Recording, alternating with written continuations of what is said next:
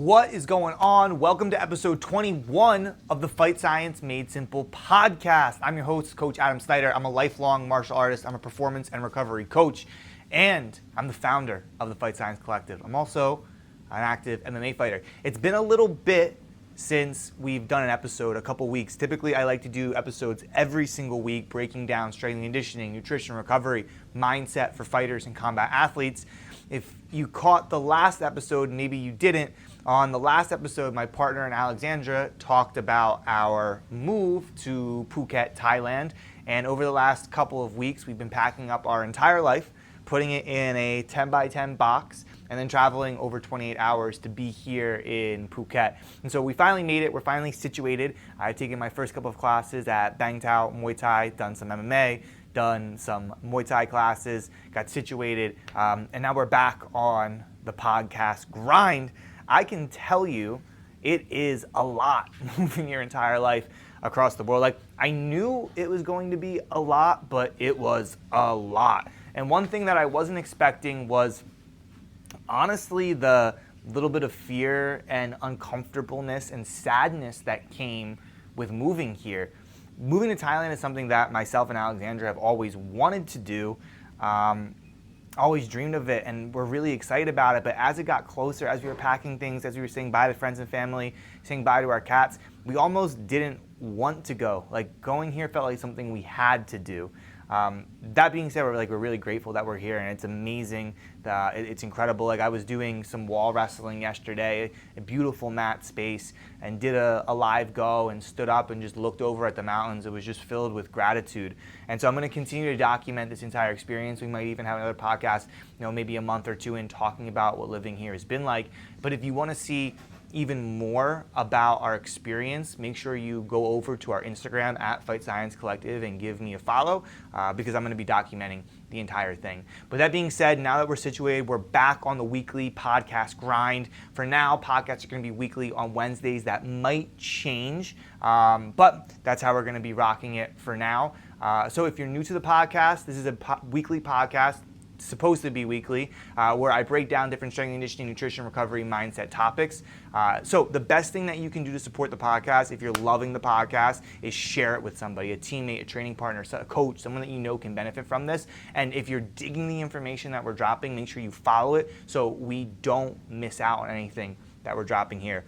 Also, side note, if you want to get early access to the podcast, I live stream every single recording over on my Instagram. So if you want to be one of the very first people to get the content, to see what we're dropping, to feel the value, to level up, make sure you follow me on Instagram, because that's where the episodes go live first, okay? Today's episode is a very important episode, something that I've been thinking about making a lot. It's a very important pillar in our Fight Science coaching program, and it's the number one reason fighters struggle with their performance and recovery. If you're listening to this podcast, if you're following me on Instagram, if you're engaging with the value that we're dropping, then chances are you have the skills side of things dialed in. You're probably training 5, 6, 7 days a week. You probably have great skills coaches. You're probably putting in the effort. You're dedicated to the sport. You have big goals in the sport. You're killing it on the mats.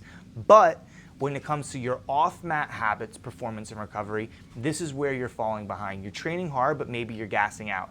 Maybe you're dealing with nagging injuries. Maybe you're having a hard time being consistent with your diet or making weight. Maybe your recovery is garbage. Maybe your mindset isn't as full of belief and confidence as it should be. You know you have the skills and you have the ability to make it far in fight sports, but your body and mind just can't keep up with your vision and the skills training that you have. And what happens is most fighters are stuck in this old school cycle where some kind of injury or gassing out or issue with making weight happens, and so the old school approach tells them that you just have to train harder, do more rounds, eat cleaner, do more sparring, go on longer runs. And so you put in all of this work that's random and filled with guesswork. Maybe you get a fight booked, maybe you don't see any real progress. You're looking really, really, really hard. You're putting so much effort in, you're not getting that much better. And so then you start getting filled with anxiety and fear and doubt. It hurts your mindset. And then the cycle repeats. Maybe you gas out, maybe you get injured, maybe you miss weight. And the cycle continues and continues and continues until you either burn out, you fall short of your goals and dreams, or you quit. okay? And what we do at the Fight Science Collective through our free content, through our coaching, is we help fighters and combat athletes break this cycle. We call it the old school cycle, and we help fighters and combat athletes break it. And the very first step in breaking the cycle is what we're going to talk about today, is we're going to identify why you're struggling. Why are you gassing out?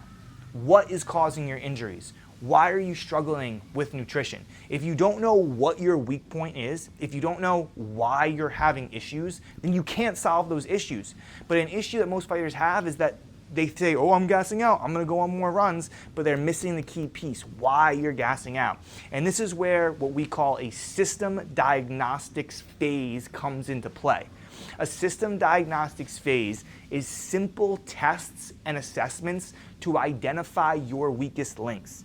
We use a system diagnostics phase to see what are you good at and what are you shitty at. What is causing you to gas out? Why are you injured all the time? Why are you struggling to make weight? Once you identify your biggest, weakest points, the biggest gaps in your training, your performance, and your recovery, then you can put a data-driven plan together to turn those weaknesses into strengths, to fill the gaps, to solve the issues. But you can't put a plan in place, you can't take action until you have the baseline data. Duncan French, who is one of the top guys over at the UFC Performance Institute, has a quote that I love, I use it all the time: if you are not assessing, you're guessing. And so much training and recovery in combat and fight sports is full of random guesswork because there aren't any assessments, there's no real data. And so if you want to make meaningful changes to your performance and recovery, if you want to actually dominate fights for a long time and make something of yourself in this sport, not just fight for the sake of fighting, then you need the data in order to remove the randomness, to remove the guessing, and make meaningful, achievable, and intelligent gains in your performance. And so that's what I'm going to break down for you today. I'm going to break down what a system diagnostics phase as a combat athlete should look like. Before we talk about any specific tests, it's important to understand that any kind of testing that you do needs to have a variable of validity, and it needs to have a variable of reliability. What does this mean? Validity is very simple. You have to make sure that you are testing for something specific that is going to have an impact on what you're trying to accomplish. So for example, if you're a fighter, cardio is pretty important, and so testing your VO2 max or max heart rate is probably a test that is valid for your sport of MMA. On the other side of things, let's say you're testing your mile time, how fast can you run a mile? Okay, that might be a good test for runners, for sprinters, for marathon athletes, but for a fighter, your mile time probably isn't a good indicator of your mixed martial arts performance, and so this isn't going to be a valid test for fighting. The other side of it is once you have your list of valid tests that are actually applicable and meaningful to your sport, and we're going to talk about what those are in a second, then you have to make sure that when you test, the conditions of your testing are reliable, okay? What does this mean? That means when you test, you should be testing and retesting in the same conditions, on the same day, in the same facilities, with the same food, using the same equipment, tracking metrics and data in the same way. This way, there's consistency across the board in all of your variables of testing, and you can actually compare. If you don't have validity in your testing process, if you're testing at different times, testing different things, if it's random that you're testing, then the data, it's not reliable. You can't use it. It's not showing you anything. So your variables have to be as controlled as possible when you put your test together. All right? And so at the Fight Science Collective, when we test combat athletes, we're testing in three major categories. We're testing in strength, speed, power, and endurance. So that's one main category. This is your performance. We're testing nutrition and body composition, and we're testing for injury risk. These are the three main areas that we're testing our clients in. let's talk about the performance side of things first. This is the fun shit. This is what most people are concerning about. When we test clients at the Fight Science Collective, we're looking for max strength. So we'll do this with a 3 to 5 rep max squat test and a 3 to 5 rep max bench press. Typically what we do is we'll hit them with a couple warm-up sets, 15 reps with the bar, then we'll do maybe a set of 135, maybe 185 from there, and then we'll just hit triples or fives until they get to the point of technical breakdown. We never want to go to mechanical breakdown when we're testing any kind of movement, because if you go to mechanical breakdown where like your body physically can't do any more reps, then you're going to get risked for injury. And the whole point of this is to identify where your weaknesses are, not create more weaknesses. And so what mechanical breakdown means is that your body fails. What technical breakdown means is that your technique fails. So let's say you're testing for your 3 rep max on a back squat. You hit 1 rep, it's pretty solid. 2nd rep, it starts to slow down. 3rd rep, you really struggle to come out of the hole, and maybe you have to lean forward a little bit in order to get out of the hole and come out of the squat. Your technique broke down. That's when you stop the testing. That's going to be your 3 rep max. The reason we test a 3 to 5 rep max and not a 1 rep max is the same reason we test the technical breakdown. It's just to reduce injury, okay? Fighters, you are not powerlifters. Your 1 rep max doesn't matter. Unless you're an advanced level athlete and have spent a lot of time in the weight room and are comfortable going to 1 rep maxes, obviously that's going to be the best indicator of your max strength. However, most clients that I work with, this is not the case. Most of them are beginner or intermediates in the weight room, and so we test with 3 to 5 rep max. It still gives us a pretty good idea of where their base strength is, where their force output is, and it allows us to reduce injury. My more experienced athletes, intermediate on the advanced side, will be in that 3 rep range, and my more beginner athletes will be in that 5 rep range, okay? We're also testing for muscular endurance. I'll use a max push-up test and a max pull-up test, making sure that technique is perfect, that form is strict, and we'll use this to get a gauge of where our client's muscular endurance is. On the conditioning side of things, what I like to use at the Fight Science Collective is a 12-minute conditioning test where I'll put our clients on an assault bike or have them go on a run, and we'll have them go as hard and as far as they can for 12 minutes. This allows me to gauge a couple things. Obviously, they're wearing a heart rate monitor. We're going to get an idea of where their max heart rate is. We're going to get an idea of where their anaerobic threshold is. We're going to get an idea of where their VO2 max is. We're going to get an idea of where their 1-minute heart rate recovery is. So at the end of the test, we test their heart rate at the end of the test, we test their heart rate 1 minute later, and we see how quickly they can recover in the rounds. We also get an idea of their mental fortitude and see how hard they can push themselves, okay? On the power side of things, we test our clients with a vertical jump test to get an idea of where their max power is. Now, when it comes to testing, what we do at the Fight Science Collective is online coaching, and so all of the testing that we do in our programming is designed to be tested for clients that don't have access to exercise science testing labs, which is most fighters. Most clients don't have access to these high-level labs like the UFC Performance Institute, and so we use what our clients have in order to create reliable and valid tests that are very meaningful to their combat sports performance. If you were to go to a sports science lab or the UFC Performance Institute, they might have some more expensive and impressive technology and tools to help test their clients. For example, at the Fight Science Collective, we use a heart rate monitor and a tracker and assault bike to test conditioning. At the UFC Performance Institute, they're probably going to test VO2 max with a treadmill and an oxygen mask to gauge their CO2 output, have an EKG on their chest, use something like a Bruce protocol to assess their VO2 max, max heart rate, anaerobic threshold. Another example of higher budget testing versus lower budget testing would be on the vertical jump side of things. If you're going to go to an exercise science lab like at the UFC Performance Institute, they're probably going to test your vertical jump with something like a force plate. At the Fight Science Collective, we use a tape measure and tape.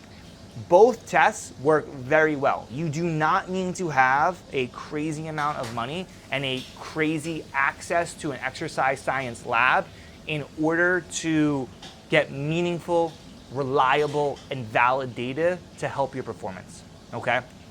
So that's typically what we're looking to test on the performance side of things. We're looking for max strength, we're looking for muscular endurance, we're looking for power output, and we're looking for conditioning metrics. Max heart rate, anaerobic threshold, 1 minute heart rate recovery, VO2 max. All right, very important. This helps us get a really good understanding of aerobic capacity, lactic system capabilities, alactic system capabilities, force output, injury resistance, all of that. Okay, so that's what we're testing on the strength, speed, power, cardio side of things. The second category that we test for at the Fight Science Collective is nutrition and body composition. I believe in a holistic approach. So anytime that I work with a client, we are always going to guide them on their strength and conditioning, their nutrition, their recovery, and their mindset. Some clients might need more nutrition help than other clients, but we still have some kind of nutrition component in their testing and in their plan. The reason for this is because you have the best strength and conditioning in the world. Let's say you're gassing out, right? You have the best cardio program in the world, but if you're not eating the right way, if you're not recovering from the work that you're doing, and if your mindset isn't full of belief and confidence, your cardio is not going to get better. You have the best cardio in the world and eat amazing, but if you're not recovering well and your mindset isn't right, your cardio isn't going to get better. And so my job as a performance and recovery coach is to make sure that your performance and recovery is the fucking best in the world. And we need a clear snapshot on everything. A lot of times people come to us and let's say they're struggling with cardio and they're like, oh, I don't need help with nutrition. I just need a workout plan. No, you don't. Like a workout plan alone is not going to build the gas tank that you need. Sometimes I have guys that they're struggling with weight cutting and they're like, oh, I don't need help with strength and conditioning. I just need a nutrition plan. No, you don't, because your strength and conditioning is garbage. And I can give you the best nutrition plan in the world. You might make weight. We might get you to refuel okay, but you're still going to get smashed in the ring. And if you're here, you're not doing this just to fight. You're here to dominate fights. You're here to be the smasher, not the smash sheet. So the second thing that we assess at the Fight Science Collective is nutrition and body composition. On the nutrition side of things, I will have our clients fill out a form to get an idea of some of their nutritional habits and their nutritional preferences. Then we're going to have them use a photo log. Inside the Fight Science app, they can actually keep a photo log of everything that they eat. And I'll have them track everything that they eat for 3 days so I can get a really clear understanding of our clients' preferences, nutritional habits, and where we might need to focus to better guide their nutrition. We're going to take an assessment of their supplements. What supplementation are you using? We're also going to look at their body composition. What is their weight? What is their lean mass? What is their body fat percentage? What is your bone density? Now, just like there's different budgets of testing on the performance side of things, there's also different budgets of testing on the nutrition side of things. A great example of this is body composition.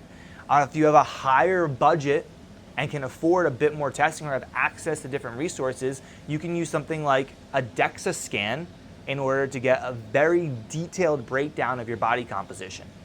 This is something that I recommend for my high-level pros. On a more intermediate side of things is what most of our clients use is a body composition scale.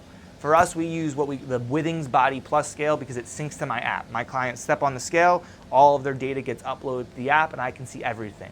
It assesses their weight, their body composition, their body lean mass, their body fat composition, and then their hydration level as well. When it comes to weight, when it comes to body fat percentage, when it comes to lean mass, I am more concerned about relative data than absolute data. What do I mean by this? If we're looking at a DEXA scan versus a body composition scale, the DEXA scan is going to be more accurate in terms of absolute data. It's going to tell you pretty much exactly what your body composition is. The body composition scale might be a little off compared to the DEXA, but like I said, I'm more concerned about relative data. For example, if our goal is to lose weight, let's say we need to cut fat in the off camp to prepare ourselves for fight camp, we can measure our body fat percentage on a body composition scale at the beginning of an off camp. We can measure it every single week for 2 to 3 months. And if we are seeing a consistent downward trend in body fat percentage, that means you've lost body weight. That means you've lost body fat. And so I'm not as concerned if you're actually 10% body fat or 11% body fat, but if we've gone from 13% body fat and we've lost some body fat percentage and we're on track to make weight on fight night, I'm more concerned with that than anything else. The lowest budget, an example of a body composition test, would just be body weight, okay? For my amateurs, for my guys that are just getting started, for my guys that, have a little bit less experience or are working their way up through the ranks to get to a higher level amateur or pro level, that's probably a fine option. But body composition scales aren't that expensive and are going to be more accurate than just a normal scale. Okay, so we're looking at those different metrics as well. We're going to look at hydration with our clients. You could get metabolic efficiency tests done as well to get a really good understanding of your metabolism and how many calories you actually burn at rest.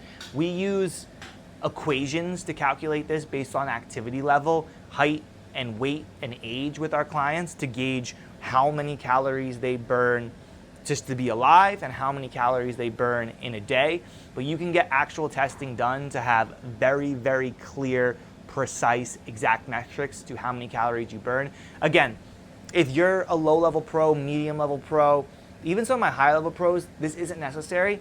If you're someone that's like about to make a UFC move, or you're in the UFC, or you're getting to those higher levels of a higher promotion, then getting metabolic testing done, getting a DEXA scan done, getting the most accurate information done is going to give you the edge. Because at the end of the day, the higher you get in this sport, skill level becomes so much similar between guys and girls. You get so close to skill level that what separates the good from the great is the little details, the X factor, your strength and conditioning, your nutrition, your recovery, your mindset. The fighters that are doing those things better are going to be the ones that win in the long term. Now, you might be an amateur or low-level pro and be like, all right, cool, like I'm not there, I don't have time yet. I have time, I'm not there yet.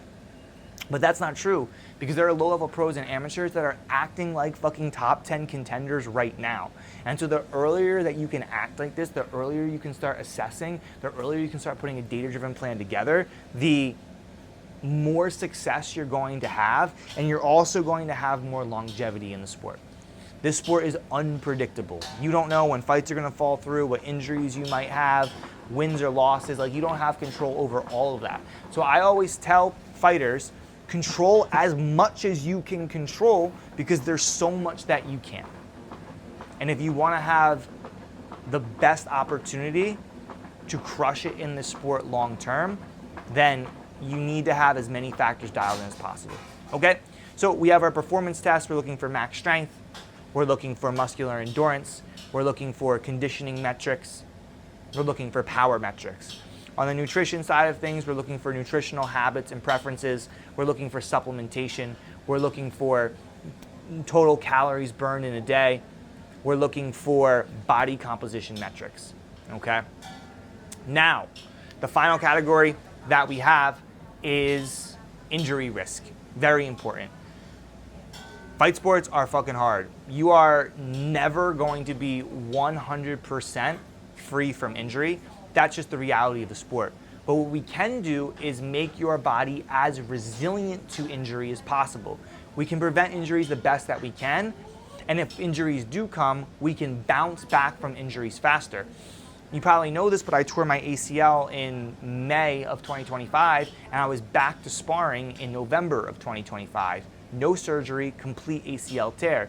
Because I had a data-driven system in place, I knew where my strengths and weaknesses were, and then I put a plan in action to rebuild faster. I pay attention to the small details. So when it comes to testing for injury risk, we will put our clients through a movement assessment. We'll use different functional movement screens to identify muscular imbalances and discrepancies in mobility. We'll test for shoulder mobility, we'll test for hip mobility, knee mobility, ankle mobility. We'll take a look at our clients' thoracic mobility, their balance with their eyes open and their eyes closed. We'll look at overhead squatting, and we'll have a full run through of where there might be imbalances, where our clients might be at risk for injury. And typically, this testing phase takes a couple days. So when someone starts at the Fight Science Collective, we put them through a System Diagnostics Phase right away, and we have a very clear identification, a very clear profile of where their strengths and where their weaknesses are. We know their performance metrics, we know their nutrition metrics and body composition metrics, and we also know their injury risk metrics. Once we have this complete profile in place, then you can put your plan together. Okay?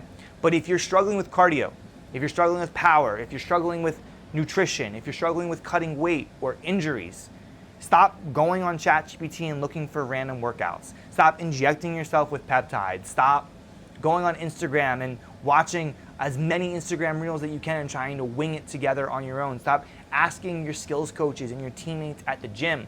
The first thing that you need to do is you need to identify why you are struggling. You have to find your weakest points, and that's done with a System Diagnostics Phase, what we talked about today. Now, I put together a more detailed breakdown of the System Diagnostics Phase that we use at the Fight Science Collective. This is a very general overview. You can go back and watch this episode a couple times and start putting the pieces together and doing a little bit of research on your own. Definitely over on my Instagram, if you don't follow me already, go follow me because I'm breaking down the different methods that we use every single day. But if you want a full breakdown of the System Diagnostics Phase that we use with our clients to help identify their biggest, weakest points so we can turn them into strengths so they can dominate on and off the mats every single time they step in the cage, not just for one, not just for two, not just for 3 fights, but for the long term, go over on Instagram and DM me the word test. I put together our entire System Diagnostics Phase in detail in a PDF, and I'm giving it to you for free. Just go over to Instagram, DM me the word test, and I'll send it over to you. That's all I got for you today, though. Thanks for tuning in. We're back on the Fight Science Made Simple podcast. I'm pumped to be here. If there are any topics that you want me to cover, you can drop them in the comments below. And until next time, I'll catch you next week. Peace.